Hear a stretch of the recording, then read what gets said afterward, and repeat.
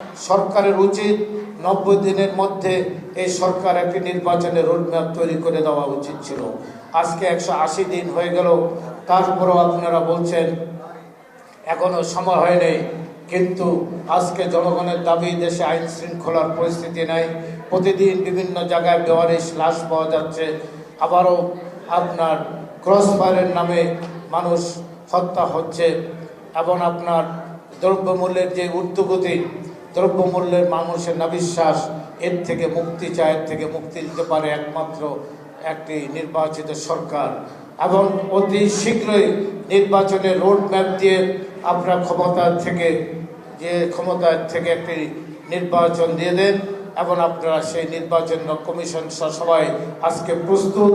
আমরা বলতে চাই, ন্যূনতম সংস্কারের মধ্য দিয়ে আজকে একটি নির্বাচন জাতি চায়। আজকে সমস্ত রাজনৈতিক দলগুলো ঐক্যবদ্ধ, যারা শেখ হাসিনা বিরোধী আন্দোলন করেছেন, তাদের দাবি হচ্ছে, এখানে আপনারা শুনেছেন, সবার দাবি হচ্ছে ন্যূনতম সংস্কার করে অতি শীঘ্র নির্বাচনের রোডম্যাপ দেওয়া, এবং না হলে এদেশের জনগণ আপনাদের বিরুদ্ধে রুখে দাঁড়াতে পারে।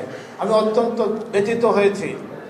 সারা পৃথিবীতে একজন সজ্জন, সারা পৃথিবীতে সবার কাছে একজন আপনজন, প্রিয়জন, সবাই যাকে জ্ঞানী গুণী ব্যক্তি হিসেবে জানেন, যিনি আপনার নোবেল পুরস্কার প্রাপ্ত আজকের বাংলাদেশ সরকারের প্রধান উপদেষ্টা, উনি যখন বলেছেন যে ছাত্ররা একটি রাজনৈতিক দল করতে চায়, ওনার মুখ থেকে এটি আসা আমি মনে করি উচিত হয়নি।